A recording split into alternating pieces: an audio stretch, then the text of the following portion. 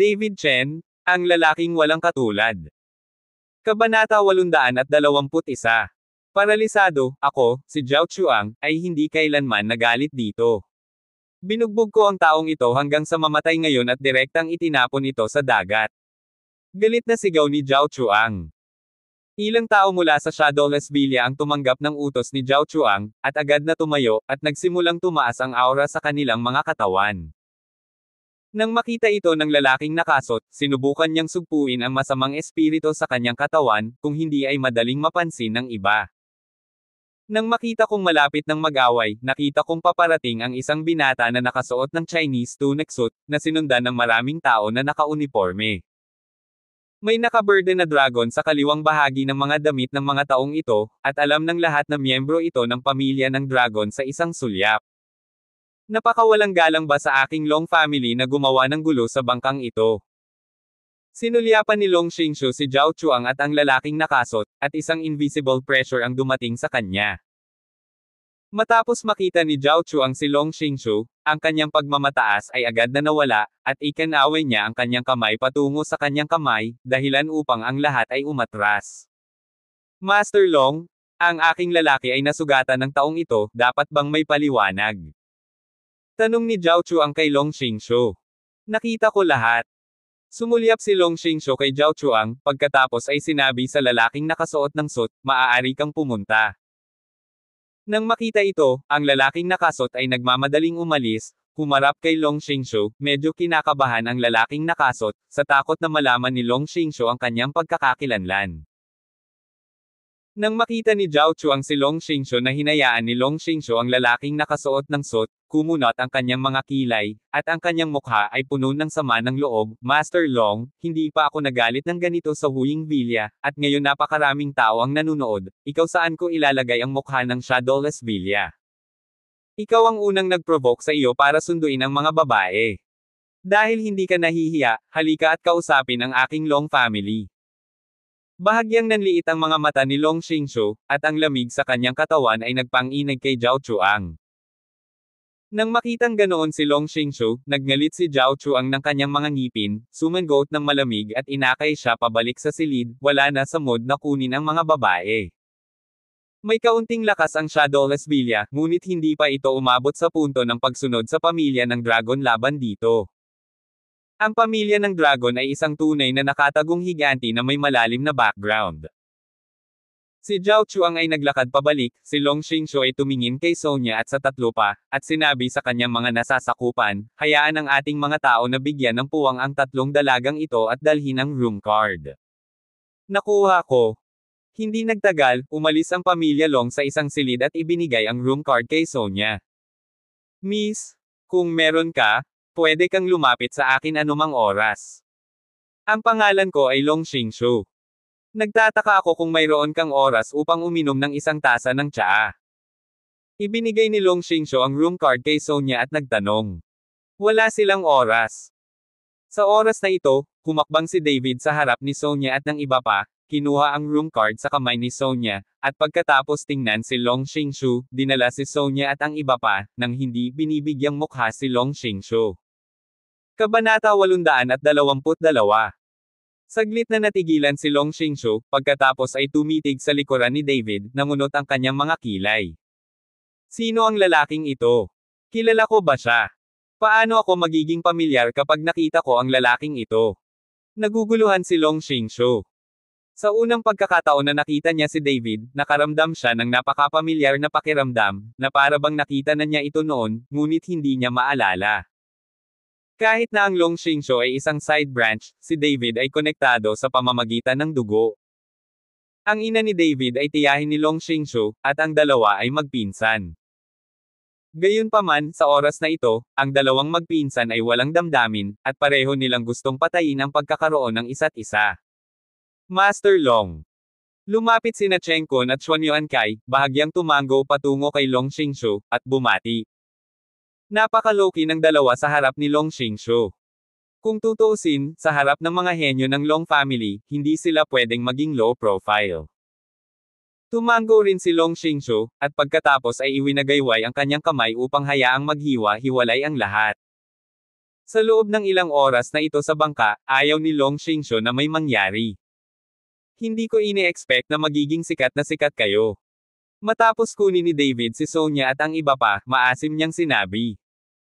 Nang makitang ganoon si David, napahajijek si Sonia, ano? Nagseselos ka ba? Hindi ako nagseselos, umiling si David. Sa buong bangka, 3 lang kaming babae, at ang ilan sa kanila ay ka-level ng mga tiyahin, kaya syempre kaming 3 ay in demand. Nakangiting sabi ni Gullinger. Mayroong higit sa 100 katao sa buong bangka. Maliban sa 3 dalaga, wala talagang ibang babae.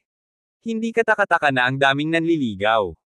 Sa tingin ko, ang pangunahing dahilan ay dahil masyadong maganda sina Sister Sonia at Sister Linger, kaya napakaraming lalaki ang nanliligaw sa kanila.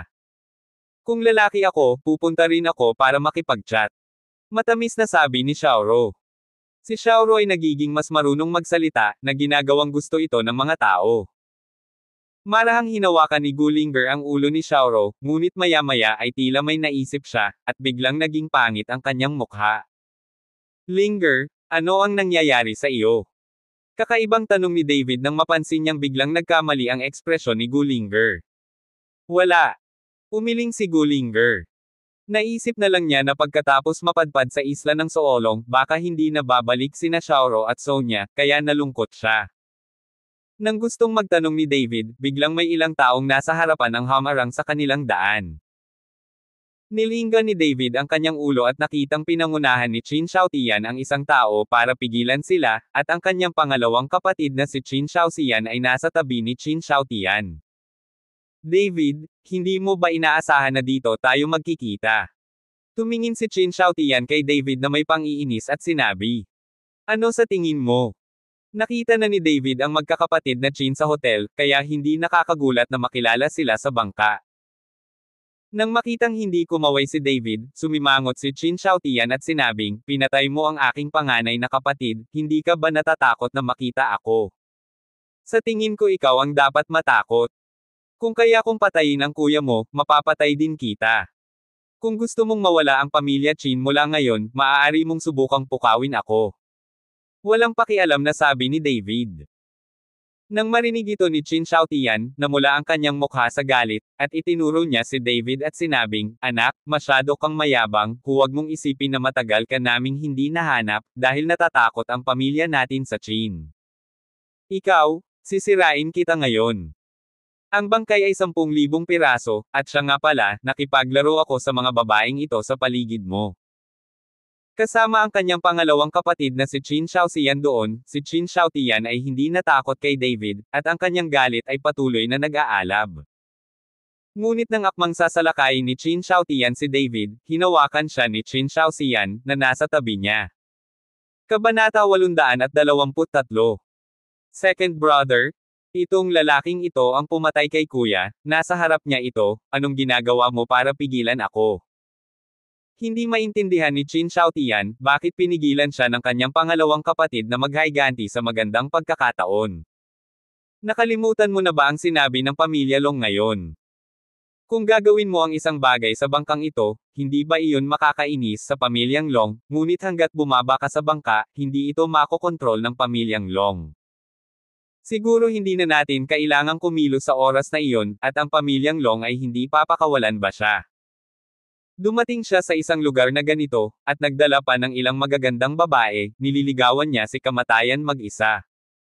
Tumingin si Qin Xiaoxian kay David, nakataas ang sulok ng kanyang bibig. Hindi man lang binigyan ni David ng kahit anong mukha si Long Xingshu. Sa mayabang na ugali ng Long family, paano niya pakakawalan si David? Nang marinig ang mga salita ni Qin Xiaoxian, sa wakas ay huminahon si Qin Xiaotian, at pagkatapos ay tumingin kay David na may nanunuyang ekspresyon, hayaan ang iyong anak na mabuhay ng kaunti pa, at pagkatapos ay maghintay sa isla ng Soolong, gusto kong makita kung paano ka lumuhad at humingi ng awa. Ang mabuting aso ay hindi humahadlang, kung hindi ka maglakas loob na gawin ito, lumayo ka sa daan. Walang pakialam si David, itinulak niya si Qin Xiaotian, at dinala si Sonia at ang iba pa pabalik sa kwarto. Tumingin si Qin Xiaotian sa likod ni David, at nagpout ng masama, ba, hayaan mong magalit ka ngayon, magiging maganda ka mamaya. Pagkatapos niyang magsalita, tumingin si Qin Xiaotian kay Qin Xiaoxian at nagtanong, ikalawang kapatid, napakalakas ba ng pamilyang dragon na ito? Bakit hindi ko ito narinig? Nandyan ang Shadowless Villa, ang Thunder Gate, hindi ko pa ito narinig. Sumulyap si Qin Xiaoxian kay Qin Xiaotian at sinabing may hindi kas-iya siyang ekspresyon, buong araw kang umiinom at umiinom, alam mo na she. Kung hindi dahil sa kuya na nag-aalaga sa pamilya Qin sa harap, ngayon. Ang pamilya Qin ay tapos na, at ako ay nasa pamilyang Qin sa hinaharap. Kung makakabalik ako, aasahan ka ng pamilya Qin, pwede mo akong bigyan ng merienda. Matapos pagalitan ni Qin Xiaoxian, lumiit si Qin Xiaotian at hindi nang ahas na magsalita. Malapit nang matapos ang ilang oras ng paglalayag, at makikita na ang Dragon Island. Bago lumapag sa isla, ramdam na ramdam ng lahat ang pagbagso ng malamig na hangin na paparating, at hindi nila maiwasang labanan ang malamig na digmaan. Tag-araw na ngayon, at kadalasang nagsusuot ako ng manipis na damit, ngunit sa oras na ito, nakikita ko na ang isla ng Soolong na ito ay talagang isang malawak na kalawakan ng puti, lahat ay natatakpan ng puting nyebe, at ang tanawin ay kakaiba. Mukhang totoo ang alamat ng Soolong Island. Matapos makita ng sariling mga mata ang isla ng Soolong, hindi napigilan ni David na mapabuntong hininga. Hindi nagtagal, dumaong ang cruise ship, at ang boses ni Long Xingshu ay nagmula sa mga broadcast speaker. Lahat, ito ay Binglong Mountain sa gilid ng Soolong Island. Kung gusto mong mapunta sa isla mula dito, maaari kang bumaba ng direkta sa bangka. Pagkatapos nun, pupunta kami sa kabilang side para mapunta sa isla. Ikaw ang bahalang pumili kung saang panig mo gustong mapunta. Ibinaba ang spiral staircase ng cruise ship, at maaaring bumaba ang mga nakarating sa isla. Ngunit pagkaraan ng ilang sandali, walang bumaba sa bangka, dahil sa napakalamig na lugar, walang gustong bumaba mula rito, at tumingin sa paligid, lahat ay puti, at walang kakaiba at kakaibang damo, ang mga taong ito ay lahat. Nagmadali silang pumunta sa ilang halamang gamot sa isla, at dumating ang mga espiritong hayop. Halatang wala sa malamig na lugar na ito ang kanilang hinahanap. Nang makitang walang bumababa, itataas na sana ng cruise ship ang spiral staircase upang magpatuloy sa paglalayag sa kabilang panig ng isla, ngunit sa sandaling ito, dinala ni David si Sonia at ang iba pa sa busog ng bangka, at pagkatapos ay naglakad pababa. Ang spiral staircase. Sa pagkakataong ito, nagkagulo ang lahat sa bangka at nagsimulang mag-usap. Baliw ba ang lalaking ito? Dalhin ang 3 babae sa isla mula dito. Hindi ka ba natatakot na mamatay sa lamig? I think these guys don't want to hunt for treasure, it's more like a game.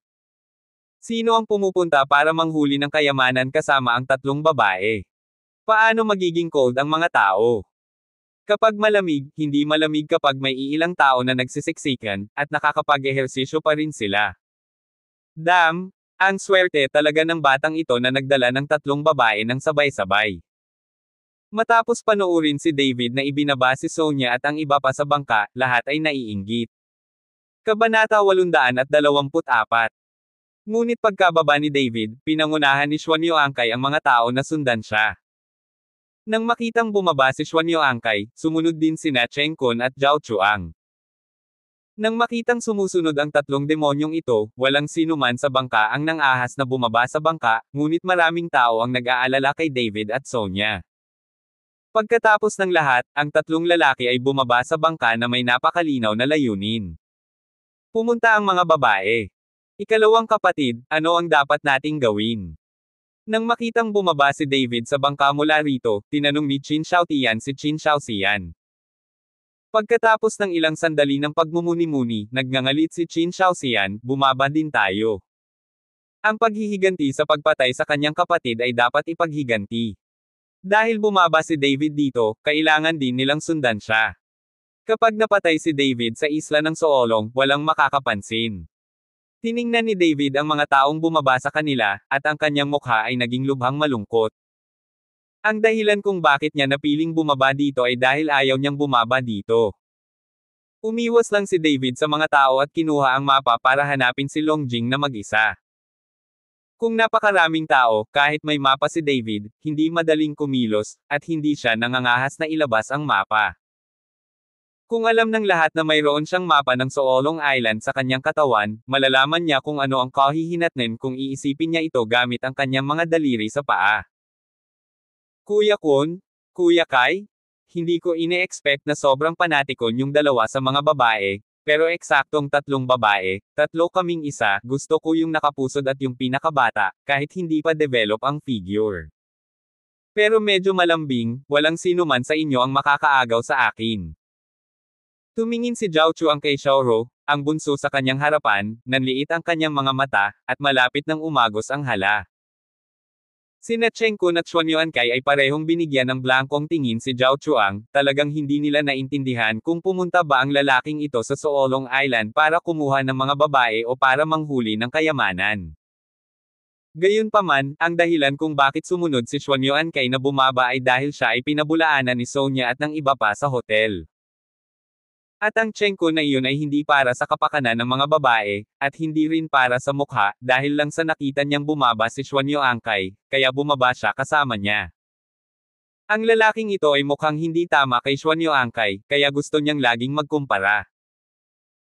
Sa sandaling ito, inilabas din ni Qin Shaoxian ang pamilya Qin mula sa bangka, at nang makita ni Zhao Chuang na may mga taong sumusunod pa rin sa kanya, sumimangot siya, tumingin kay Qin Shaoxian at Qin Shaotian at sinabi ko na kayong lahat ay mga tiyuhin hindi naahit na balbas. Bumaba ka at kunin ang mga babae sa atin. Kahihiyan. Sina Qin Shaoxian at Qin Shaotian ay parehong nasa edad na 40 at 50. Sa mga mata ni Zhao Chuang, sila ay nasa katanghaliang gulang na mga tiyuhin. Paano pa sila makakalaban ng mga kababaihan sa mga kabataang ito? Matapos makinig sa mga salita ni Zhao Chuang, gustong magalit si Qin Shaotian. Isang mabalahibong batang lalaki na may lakas ng isang Panginoon, ngunit ang kanyang buhok ay hindi pa ganap na lumaki, kahit na naglakas loob na makipag-usap sa kanila ng ganito. Gayunpaman, si Qin Shaoxian, na nasa gilid, ay lihim na hinayla si Qin Shaotian, at pagkatapos ay ngumiti at sinabi kay Zhao Chuang, si Zhao Gongzi ay nagkamali, wala kaming interes sa mga babaeng iyon, ngunit si David ay nakikibahagi sa amin, gusto naming manatili sa islang ito. Magpahinga ka na. Itinuro ni Zhao Chuang si David sa kanyang harapan, iyan ba ang lalaking sinasabi mo? Oo, siya iyon. Tumango si Qin Shaoxian. Pareho lang yan, basta hindi mo kami inaagawan ng mga babae, tatlo lang ang babae, at hiting-hati ang tatlo nating kapatid. Walang ingat na sabi ni Zhao Chuang. Bahagyang ngumiti si Qin Shaoxian at hindi nagsalita. Bagamat malakas din ang lakas ng pamilya Qin, ayaw niyang i-provoke ang tatlong kabataang nasa harapan niya, hindi pa banggitin na sideline lang siya ng pamilya Qin. Ang tatlong pamilya, tinatayang hindi siya paprotektahan ng pamilya Qin. Habang naglalakad sina Qin Shaoxian at Qin Shaotian patungo kay David kasama ang kanilang mga subordinate, isang lalaki ang dahan-daang bumaba mula sa bangka, at ang lalaking nakasut ang nakasugat sa mga subordinate ni Zhao Chuang sa bangka. Kabanata 825. Nang makita ang lalaking nakasut na naglalakad pababa, agad na nagalit si Zhao Chuang, ngunit hindi siya nagsalita, dahil nalaman niyang mukhang hindi madaling guluhin ang lalaking nakasut.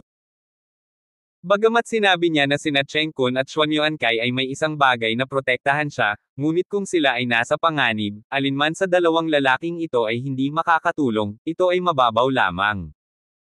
Si David na nasa hindi kalayuan ay napatingin sa lalaking nakasuot ng suit na bumaba, bumigat ng bumigat ang mukha nito at magkadikit ang mga kilay.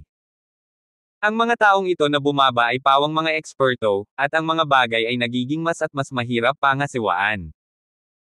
Gayunpaman, pagkababa ng lalaking nakasot, sinulyapan lang niya ang lahat, at saka naglakad palayo, nang hindi sinasadyang sumama kay David at sa iba pa. Pagkalipas ng 3 araw, susunduan ng bangka ang lahat dito. Kung hindi ka makasakay sa bangka, hintayin mo na lang mamatay sa isla. Tumunog ang busina ng barko, at nagbabala sa mga taong bumababa.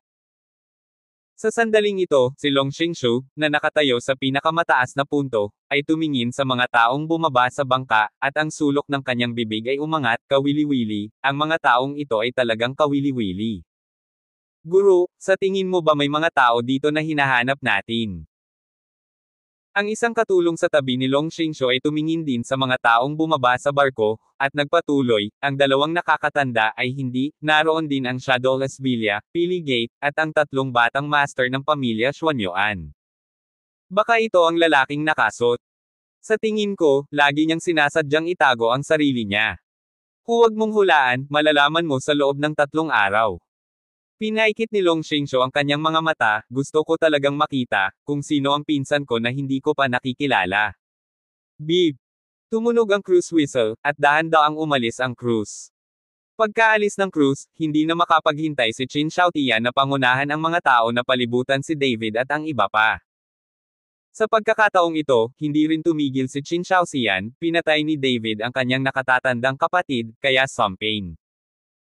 Nang makitang pinangunahan ni Qin Xiaotian ang mga tao na palibutan siya, kalmado pa rin si David, ngunit medyo kinabahan si Sonia at ang tatlong babae at tumayong malapit kay David. David, hindi ka babaliw.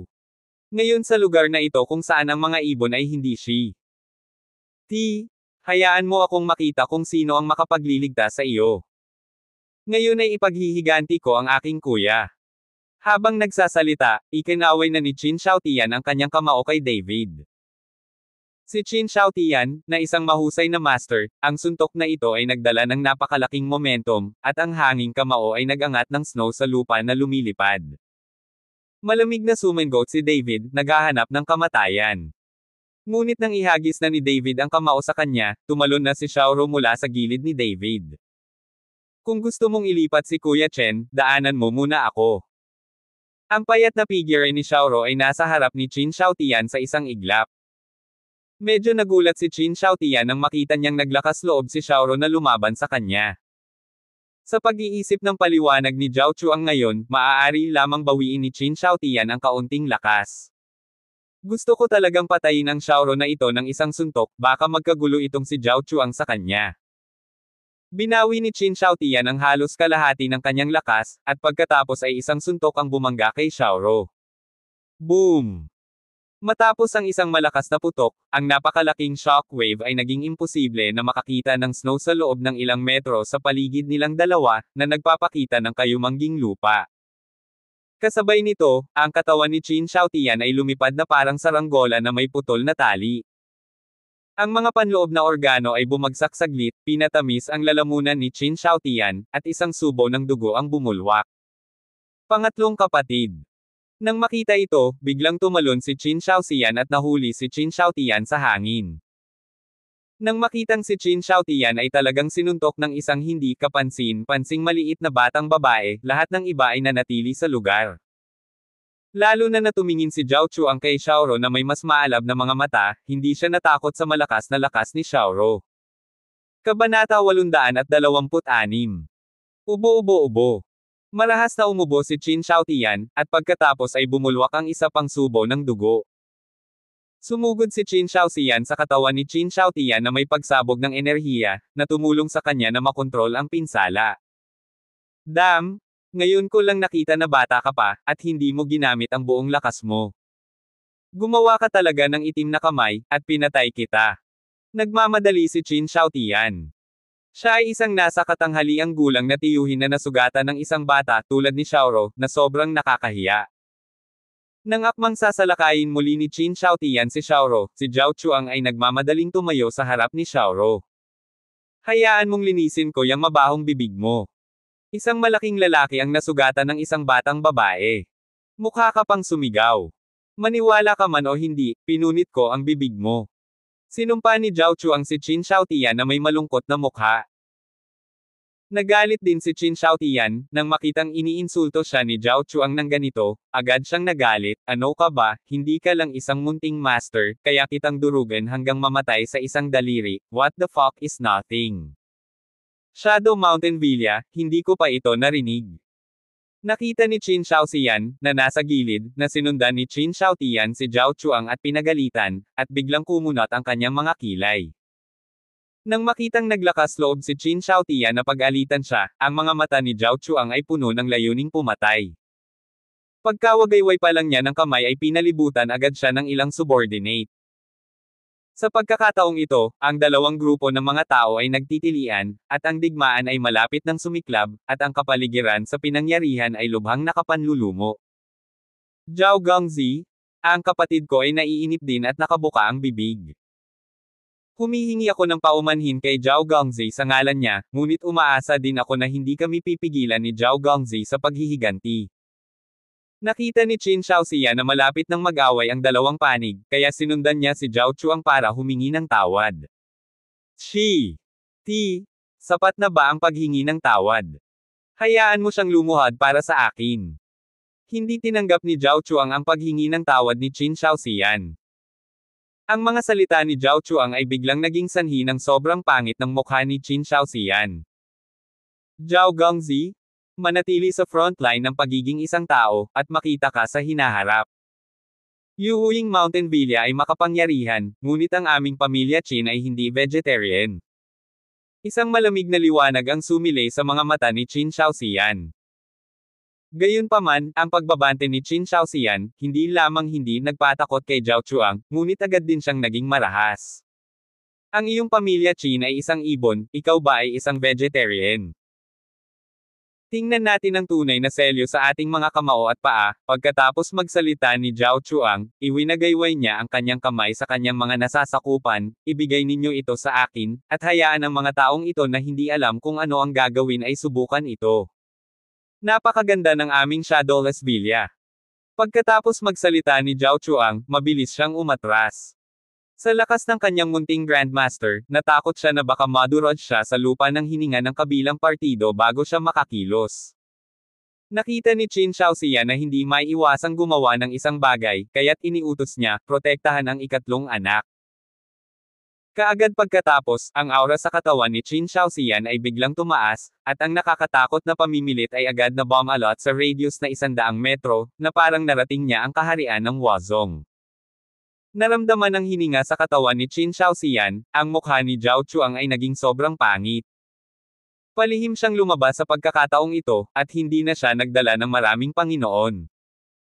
Ngayon si Qin Shaoxian ay talagang nasa kaharian ng Huazong, at sa pagkakataong ito ay natatakot ako na ito ay magiging mahirap. Kung gusto talaga nilang lumaban, hindi naman sila kalaban ng iba, tapos mapapahiya sila lalo na sa harap ni Xiaoro. Ang taong ito, si Zhao Chuang, ay nakakita ng pagbaril ni Xiaoro ngayon, at ang kanyang kabayanihan na hitsura ay talagang naantig, kung hindi siya magiging sobrang protection kay Xiaoro. Sa oras na ito, tumingin si Zhao Chuang kina Cheng Kun at Xuan Yuankay nang may tingin ng tulong. Sa bagay, ang mga subordinate na dinala ng dalawang taong ito ay pawang mga martial arts masters. Nang makita iyon, sa ilalim ng panggigipit ni Qin Shaoxian, ang mga taong dinala ni Zhao Chuang ay nagpupumilit na suportahan sila, at nagbago ang kanilang mga ekspresyon. Tumingin si Xuan Yuankay kay Zhao Chuang para humingi ng tulong, at sa wakas ay kumendat sa isang matandang lalaki sa tabi niya. Nakita kong tumango ang matanda, at pagkatapos ay ang mga damit sa kanyang katawan ay automatikong walang hangin, at pagkatapos ay bumantong hininga. Kabanata 827. Nagbanggaan ang hininga ng matanda at ang hininga ni Qin Shaoxian, at pagkatapos ay nawala silang lahat ng walang bakas. Huminga din ang mga taong dinala ni Zhao Chuang. Sumimangot si Qin Shaoxian at tumingin kay Xuan Yuankay at sa matanda. Hindi ko alam kung kaya nyo akong bigyan ng manipis na mukha. Katatapos lang ng usaping ito.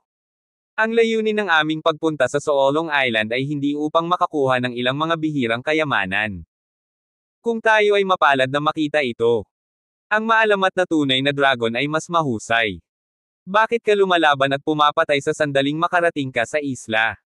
Isang hakbang pasulong si Xuan Yuankay at sinabi kina Zhao Chuang at Qin Shaoxian. Kuya Kai, dahil nagsalita ka na, syempre gusto kitang bigyan ng mukha, hindi ko sila guguluhin, kung hindi, wala sa kanila ang gustong umalis ng buhay. Nang makita ni Zhao Chuang na nagsasalita si Xuan Yuankay, agad siyang bumaba sa asno at natagpuan ang kanyang sarili na isang hakbang pababa. Tumingin si David sa lalaking ito na si Zhao Chuang, at halos hindi tumawa ng malakas, ito ay isang fucking treasure. Nakinig si Qin Shaoxian sa mga salita ni Zhao Chuang, at halos mamatay sa galit, ngunit ngayong nagsalita na si Xuan Yuangkai, at halatang may kinikilingan siya kay Zhao Chuang, wala na siyang masasabi pa, pagkatapos ng lahat, sa kanyang kasalukuyang lakas, hindi siya sapat para lumaban sa kanilang dalawa. Dahil nagsalita na si Young Master Xuan Yuan, syempre kailangan kong ibigay ang mukha na ito.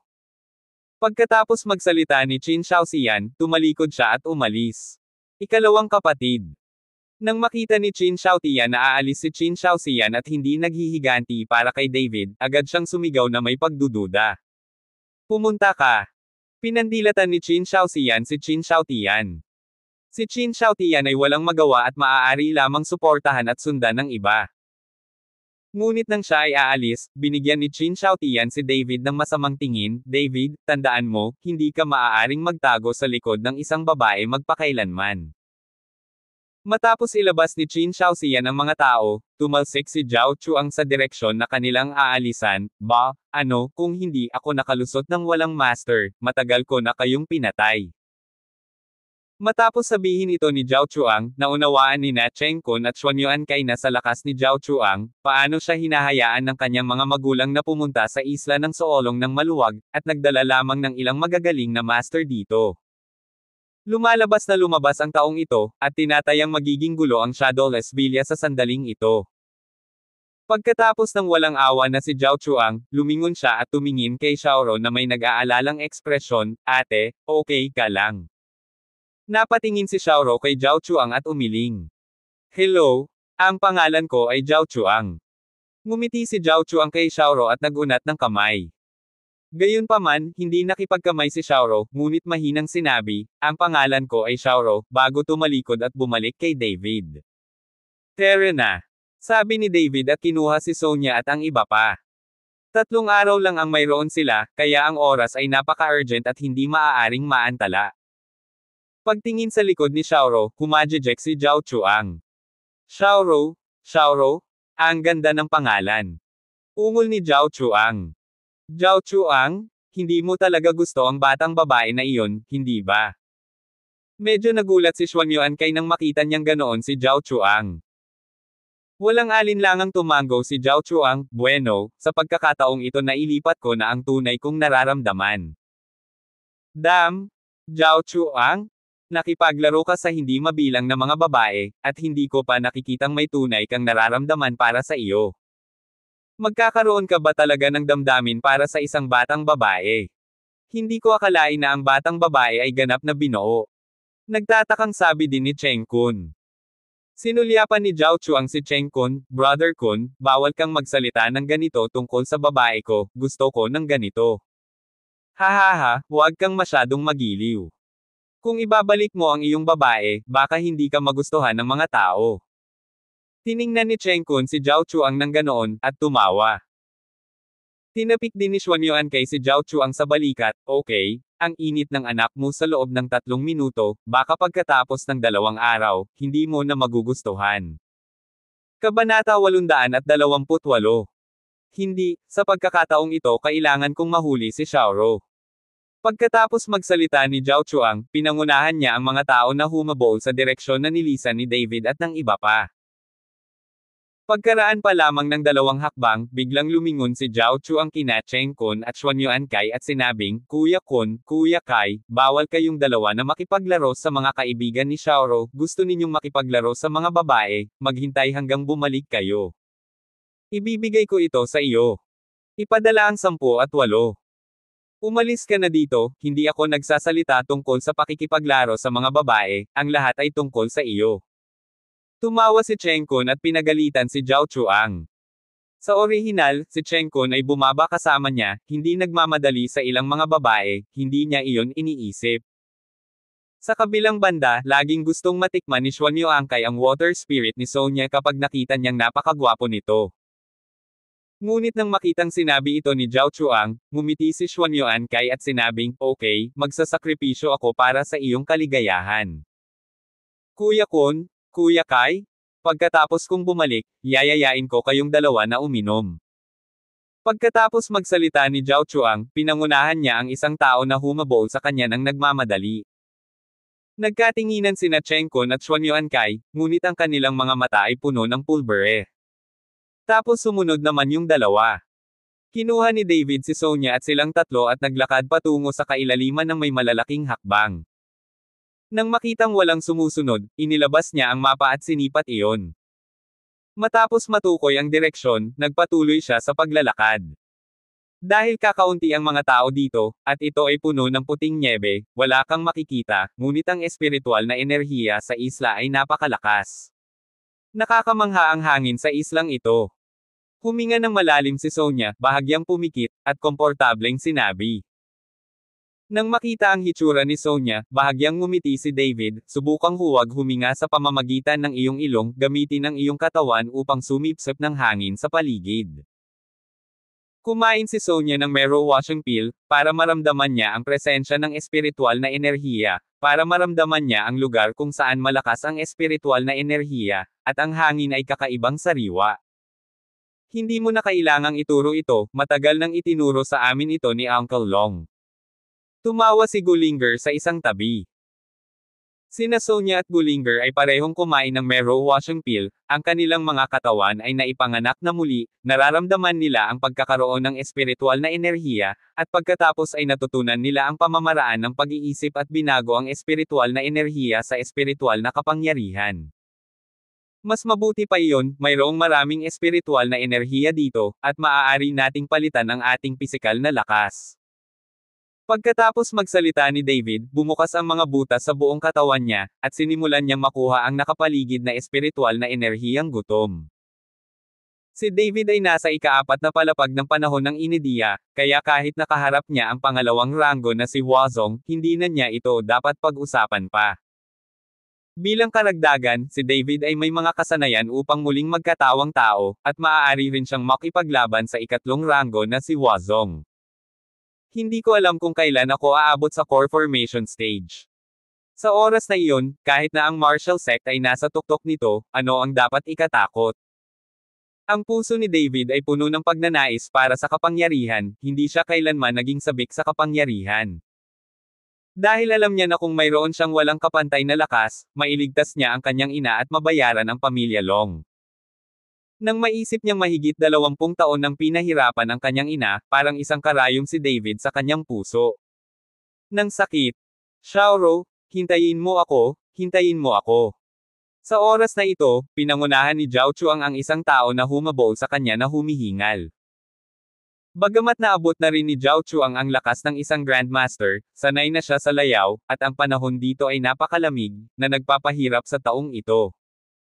Bahagyang kumunat ang noo ni David nang makitang pinangunahan ni Zhao Chuang ang isang tao para habulin siya.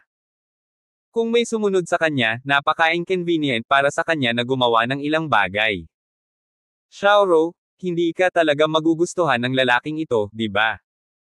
Nang makitang si Zhao Chuang ay talagang nagdala ng taong hahabulin, pabirong sabi ni Sonia. Pangit ang mukha ni Xiaoro nang makita niyang hinahabol siya ni Zhao Chuang. Alam niya kung ano ang pakay nila sa pagkakataong ito, kaya walang makakasunod sa kanya. Napakagulo kung may sumunod. Xiaoro, ang bilis ninyong maglakad, naabutan ko kayo. Matapos maabutin ni Zhao Chuang si Xiaoro, ngumiti siya. Kabanata 829. Bakit mo ako hinahabol? Hindi nasisiyahang tanong ni Xiaoro. Ako, natakot ako na binubuli ka ng mga lalaki mula sa pamilya Qin, kaya nagdala ako ng habulin sa iyo. At saka, ang isla ay puno ng mga panganib, kaya mapoprotektahan kita. Paliwanag ni Zhao Chuang. Hindi ko kailangan ng proteksyon mo, katabi mo lang sina Brother Cheng at Sister Sonia, at bukod sa lakas mo, hindi mo kayang talunin ang iba. Walang humpay na sabi ni Xiaoro. Sa pagkakataong ito, napahiya si Zhao Chuang at nasabi na lang, sa totoo lang, maraming eksperto sa aming pamilya, ngunit hindi ko na sila inilabas sa pagkakataong ito. Huwag mong isipin na hindi ako malakas, ngunit para sa iyo, handa akong ibigay ang aking buhay. Ang pangungusap na ito ay hindi nakapagsalita kay Xiaoro. Kung tutuusin, siya ay isang maliit na babae, at walang sinumang lalaki ang nagsabi ng ganoong bagay sa kanya. Nang makitang hindi alam ni Xiaoro kung ano ang sasabihin, si Sonya ay naloko ni Zhao Chuang, kaya lumakad siya at hinayla si Xiaoro sa likod niya, at sinabi kay Zhao Chuang, huwag kang susuyuan dito.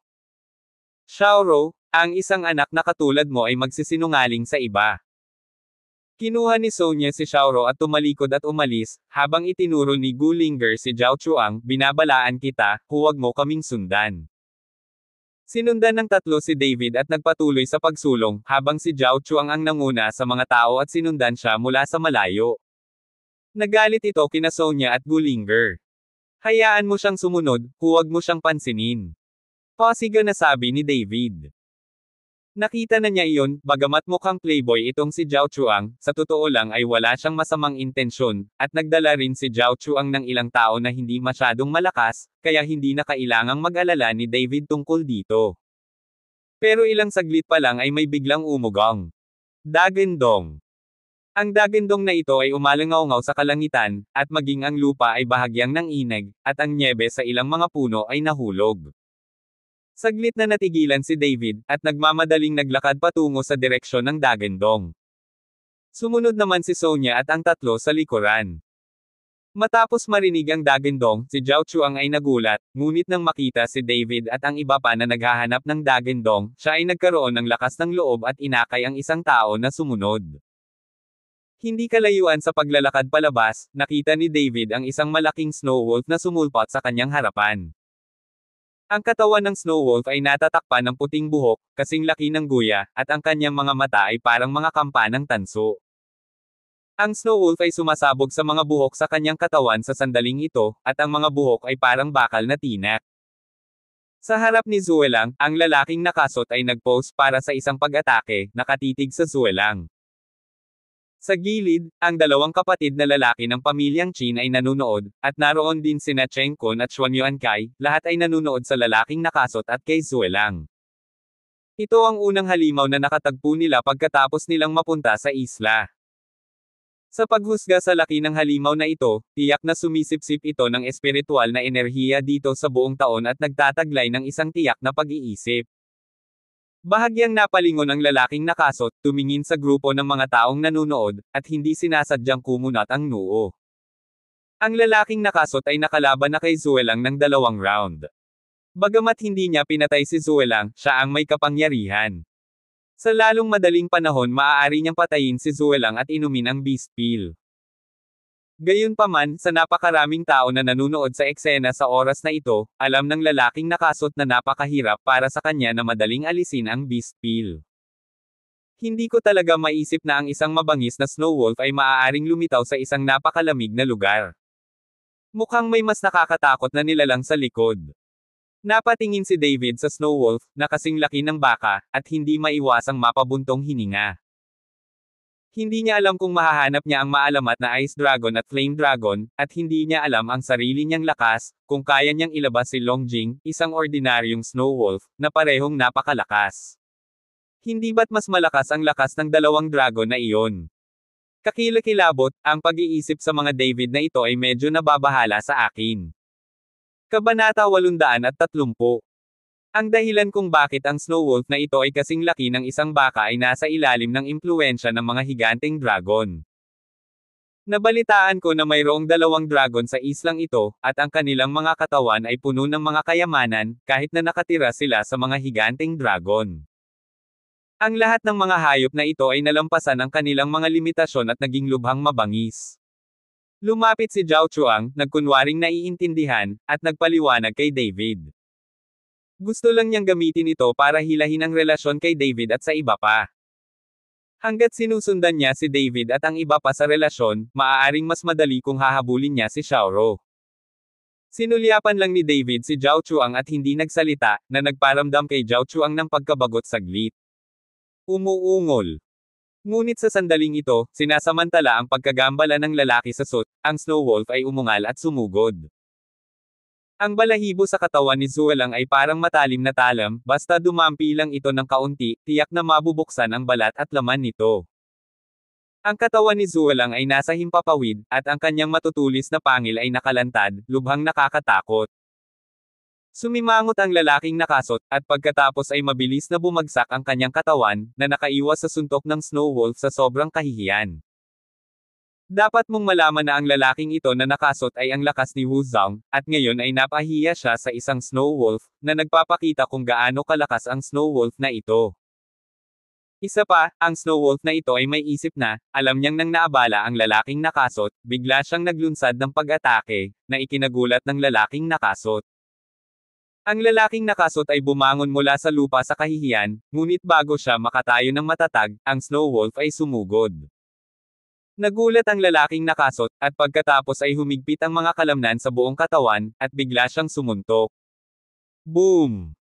Ang suntok na ito ay direktang tumama sa tiyan ni Zuelang, at ang napakalaking katawan ni Zuelang ay direktang natamba ng suntok mula sa lalaking nakasot. Ang Snow Wolf ay umungol, at pagkatapos ay bumagsak ng husto sa harap ni David. Ano? Sa pagkakataong ito, si Sonya at ang tatlo pang babae ay labis na natakot kaya napahiyaw silang lahat at napaatras. Bagamat may ilang tao na may kung fu, ngunit nakikita ang gayong malaking Snow Wolf, natatakot pa rin sila mula sa kaibuturan ng aking puso. Hayop lang, tingnan mo kung hindi ko papatayin. Nang makitang natakot din si Xiaoro, agad na bumangon si Zhao Chuang na may habag kay Xiang Xiyo, hinugot ang punyal mula sa kanyang baywang, at akmang lalapit upang patayin si Zuelang. Gayunpaman, bago pa makagalaw si Zhao Chuang, pinigilan siya ng kanyang mga nasasakupan, pinapanganay na Young Master, huwag kang lalapit sa halimaw na iyon, mag-ingat na nilalamon ka nito. Si Zhao Chuang ay isang maliit na master lamang, kung talagang gusto niyang makapasa, natatakot akong lumunin siya sa isang kagat. Nang marinig ito ni Zhao Chuang, ang mga hakbang na ginawa niya, napaatras siya sa takot. Sa sandaling ito, tumingin si David sa Snow Wolf na nahulog sa ilalim ng kanyang mga paa. Sa tiyan ng Snow Wolf, ang isang piraso ng Snow White na buhok ay naging itim, at ang itim na kulay ay patuloy na lumalaki. Alam ni David na ang katawan ni Zuelang na ito ay sinalakay ng mga masasamang espiritu, na nagdulot ng gayong mga kahihinatnan. Sinuntok at sinubukan lang ng lalaking nakasot ang kanyang makakaya ng walang anumang pag-aalinlangan, kaya ang katawan ni Zuelang ay sinalakay ng masasamang espiritu. Sina Cheng Kun at Xuan Yuancai, na nasa hindi kalayuan, ay tumitig dito, Evil Shu. At na nakita rin ni Qin Shaoxian ang mga pagbabago sa katawan ni Zuelang, ang kanyang ekspresyon ay agad na naging alerto, at pagkatapos ay tinitigan ang lalaking nakasot. Ang lalaki sa suit ay orihinal na gustong pumunta pasulong, ngunit ang Snow Wolf ay namatay, ngunit sa oras na ito lahat ay tumingin sa kanya at nakilala ang kanyang pagkakakilanlan, na ginawa ang lalaki sa suit ay hindi maglakas loob na gumawa ng anumang mga galaw. Damn it! Ito pala ay isang masamang cultivator, at ako ang pinakawalang awa na cultivator. Nagapoy ang init ng ulo ni Cheng Kun, at isang mabilis na bilis ang umatake sa lalaking nakasot. Sa sandaling lumipat si Cheng Kun, gumalaw din si Xuan Yuancai, at ang mga masters na pinagsama nila ay pumunta sa lalaking nakasot. Ito ang ancestral motto ng bawat aristokratikong pamilya at sekta, kaya magiging maingat si Xi Shu na itago ang kanyang pagkakakilanlan kapag nasa labas siya. Kabanata 831. Nang makita ng lalaking nakasot ang maraming tao na umaatake sa kanya, at ubili siyang sinulyapan ng nahulog na Snow Wolf, pagkatapos ay tumalikod at tumakbo sa malawak na kagubatan ng nyebe. Damn! Kung tumakbo ka ng mabilis, kung gusto kitang mahuli, kailangan kong tanggalin ang balat mo. Nang makitang nakatakas ang lalaking nakasot, tumalsik si Cheng Kun. Ay! Bumagsak si Zuelang sa paanan ni David, nakatingin kay David na may nagmamakaawang mga mata, na parang nagmamakaawa kay David na huwag itong patayin. Nagkatinginan si David at ang Snow Wolf, at may bakas ng hindi mabata sa kanilang mga puso. Bagamat isang halimaw ang Snow Wolf na ito, halatang may isip na ang Snow Wolf na ito, nakakaintindi ng mga salita ng mga tao, at nakakapag-isip para sa sarili. Ang napakalaking Snow Wolf, Beast Pill ay dapat na napakahalaga. Lumapit si Cheng Kun sa mga oras na ito, na ikinakaway ang isang kutsilyo sa kanyang kamay, sinasabing malapit na siyang tumaga. Si Zuelang ay malubhang nasugatan sa oras na ito, at wala siyang kakayahang lumaban at hindi siya makatakas. Nang si David ay nag-aalangan kung ililigtas ba ang Snow Wolf o hindi, sa biglaang pagring, ang kutsilyo ni Cheng Kun ay naharang. Cheng Kun? Ang Snow Wolf na ito ay hindi mula sa iyong pamilya, gusto mo bang lunukin ang beast pill ng mag-isa? Si Xuan Yuankay ang hamarang sa kutsilyo ni Cheng Kun. Galit ang mukha ni Cheng Kun, Xuan Yuankay, ano ang gusto mo? Kung sino man ang pumatay sa Snow Wolf na ito, kung sino man ang pumatay sa beast pill. Ngayon ang Snow Wolf na ito ay naging karne sa chopping board, nang walang kakayahang lumaban, kahit sinong tao ay maaaring patayin ito sa isang kutsilyo, ayon sa iyong mga salita. Ito ba ay pinapatay ko ang Snow Wolf na ito sa isang espada ngayon, ang beast pill ay ako nang. Sinamantala ni Xuan Yuankay ang puwang sa kanyang pagsasalita, at biglang sinaksak ng espada ang Snow Wolf na nakahiga sa lupa. Xuan Yuankay, kasuklam-suklam kang kontrabida. Nang makita ito, nagmamadaling ibinaba ni Cheng Kun ang kanyang espada patungo kay Xuan Yuankay, na pinilit na bawiin ni Xuan Yuankay ang espada. Sa loob ng ilang sandali, sina Cheng Kun at Xuan Yuankay ay magkasamang lumalaban, at ang mga lalaking dinala nila ay napalibutan lahat sa isang iglap, nag-aayos ng labanan ng paisa-isa. Kuya Kun, Kuya Kai, huwag kayong mag-away sa inyong dalawa. Kung papatayin mo ako para sa isang lobo ngayon, walang makakaalis dito, kung gayon ang masamang magsasaka ay hindi tayo papakawalan ng madali. Nakita ni Zhao Chuang na nag-aaway ang dalawa, kaya tumakbo siya para akitin sila. Nang marinig ni Zhao Chuang na binanggit si Exishu, agad na naghiwalay sina Cheng Kun at Xuan Yuankay pagkatapos suntukin ang isa't isa. Kung talagang mag-aaway silang dalawa, siguradong papatayin o masusugatan sila, para samantalahin ito ng masamang magsasaka. Xuan Yuankay, huwag mong isipin na natatakot ako sa iyo, ayaw ko lang na ang masamang magsasaka na iyon ay pumunta sa isang mangingisda upang makinabang. Kapag umalis ako sa Soolong Island, makikipagkumpetensya ako sa iyo. Mayabang na sabi ni Cheng Kun. Sige, sasamahan kita hanggang dulo. Hindi nagpakita ng kahinaan si Xuan Yuankay. Kuya Kun, Kuya Kai, tiyak na may ilang mga hayop na nahulog. Hindi mo kailangang makipaglaban para sa isang Snow Wolf. Ang big deal ay may share ang beast pill, kaya ayoko, ibibigay ko sa iyo. Nang makita ni Zhao Chuang na huminto ang dalawang tao, dali-dali niya itong hinikayat muli. Nagkatinginan sina Cheng Kun at Xuan Yuankay at sabay na tumango, okay. Young Master Cheng, Young Master Xuan Yuan, ang aming pamilyang Qin ay dumating ng mas maaga kaysa sa inyong lahat. Hindi ba dapat ang beast pill na ito ay kabilang din sa aking pamilyang Qin? Sa oras na ito, humakbang si Qin Shaoxian at nagtanong. Umalis ka na, ang iyong pamilya Qin ay isang piraso ng Qi. Karapat-dapat ka bang magbahagi ng mga bagay sa amin? Nagalit na si Cheng Kun at wala nang mapaglalabasan, ngunit ngayon si Qin Shaoxian ang nagkusa na pumunta sa pintuan, napagalitan lang siya ni Cheng Kun dahil sa galit. Si Qin Shaoxian ay pinagalitan ni Cheng Kun, isang binata sa kanyang maagang 20s, sa murang edad. Bigla siyang nakaramdam ng kaunting bigat sa mukha, ngunit galit siya sa kanyang puso at wala siyang masabi sa mga sandaling iyon. Sa kanyang kasalukuyang lakas at sa kakaunting tao na dinala niya, hindi makaharap ang mga tao sa Thunder Gate.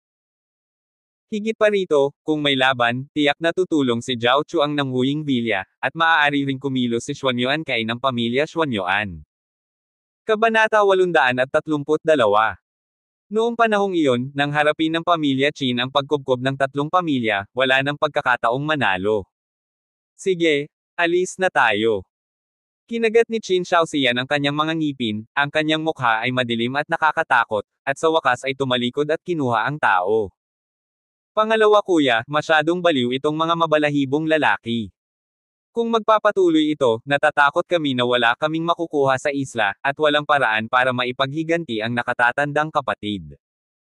Nang makita ni Qin Shaoxian na ang kanyang pangalawang kapatid ay napagalitan at tumakbo palayo, hindi niya maiwasang magreklamo. Hindi umimik si Qin Shaoxian, ang kanyang mukha ay sobrang bughaw, at ang kanyang katawan ay puno ng mamamatay tao na aura. Pagkaraan ng ilang sandali ay tumahimik, nagnganga siya at sinabing, Tara, hanapin natin ang masamang magsasaka, basta tayo ay magkaisa, hindi natin kailangang matakot sa mga mabalahibong batang iyon. Natuklasan din ni Qin Shaoxian na ang lalaking nakasot ay isa ring martial artist, at ngayong natuklasan ang kanyang pagkakakilanlan, tiyak na magtatago siya. Kung mahahanap ang lalaking nasa suit at magkaisa ang dalawang panig, ang dalawang wuzang sa kanilang panig ay hindi na kailangang matakot kina Cheng Kun at Xuan Yuankay. Kahit magsanib puwersa silang tatlo, kaya pa rin nilang lumaban. Ikalawang kapatid, makipagtulungan kay Xi Shu. Nagulat si Qin Shaotian nang marinig niya ito. Kung ito ay kumalat, ang kanilang pamilya Qin ay makikipagtulungan kay Xi Shu, sa takot na sila ay pag-alitan habang buhay. Ang islang ito ay walang nakatira, walang makakaalam, malaking bagay na gamitin ang taong iyon, gawin mo lang siya. Si Qin Shaoxian ay gumawa ng kilos na pinupunasan ang kanyang leeg, ang kanyang mga mata ay puno ng kabagsikan. Sa kabilang panig, pagkatapos na magkasundo sina Cheng Kun at Xuan Yuankay, lumapit sila na may dalang mga armas, at sabay nilang papatayin ang Snow Wolf. Ngunit pagkataas pa lamang ng dalawa ng kanilang mga armas ay pinigilan sila ni David. Dalawa, maaari mo bang ibigay sa akin itong Snow Wolf? Tanong ni David. Gusto mo ring ibahagi ang beast pill na ito? Natigilan na sabi ni Cheng Kun. Umiling si David, hindi ako naghahanap ng beast pill, tinitingnan ko ang kawawang Snow Wolf at gustong iligtas ang buhay nito. Nang makitang gusto talaga ni David na iligtas si Zuelang, tumawa sina Cheng Kun at Xuan Yuankay. Anong tingin mo sa sarili mo? Ang Avalokitesvere Bodhisattva na nagil iligtas sa pagdurusa. Hayop lang ang Snow Wolf na ito, pero sa tingin mo nakakaawa siya. Sa tingin ko ang iyong anak ay mamamatay tao, at malamang na nakapatay ka ng mga tao. Pumapatay ka pa ng tao, at nakakaawa ka pa rin isang lobo. Ngumisi si Cheng Kun. Ang ilang mga tao ay maaaring hindi mas malakas kaysa sa isang lobo. Hanggat mangako kayong dalawa na hindi papatayin ang Snow Wolf na ito, kaya kung makipagpalitan ng mga bagay sa inyo. Ayaw ni David na gumamit ng dahas para iligtas si Zuelang.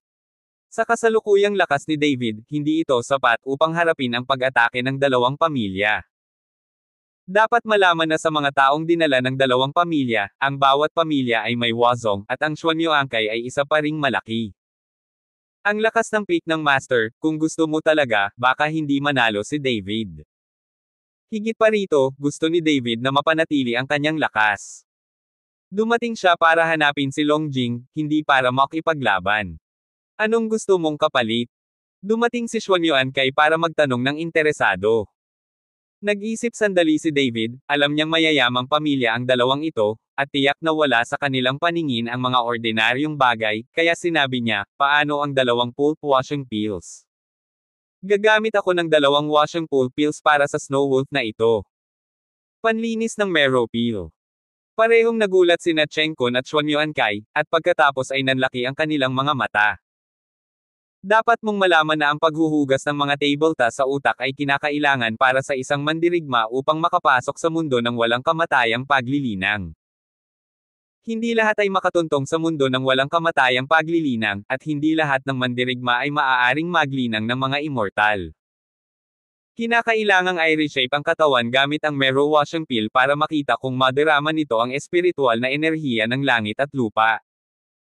Kung madarama nito ang espiritual na enerhiya ng langit at lupa, maaari mong isagawa ang pamamaraan ng pag-iisip at makuha ang espiritual na enerhiya para sa iyong sariling paggamit. Bagamat hindi mahirap ang pagpino ng tableta, nakakalungkot na paunti-unti na ang mga alchemist ngayon, hindi pa banggitin na mas kakaunti ang mga alchemist na may kakayahang magpino ng tableta, at ang tableta na ito ay kinakailangan para sa bawat nakatagong mayayamang pamilya. Ang mga bagay na humahantong sa kakulangan ng supply, kaya ito ay lilito na lubhang mahalaga. Kabanata 833. May hawak ka ba talaga ng tableta? Ilabas mo at ipakita mo sa amin. Kung mayroon ka talagang tableta, maaari ka naming bigyan ng Zuelang. Naiinip na tanong ni Xuan Yuankay. Wala ako ngayon, pero pagbalik ko, ibibigay ko talaga sa iyo. Sincere na sabi ni David. Paralisado, pinaglalaroan mo kami. Nang marinig ito ng mainit na si Cheng Kun, ang kutsilyong nasa kanyang kamay ay direktang tumama kay David.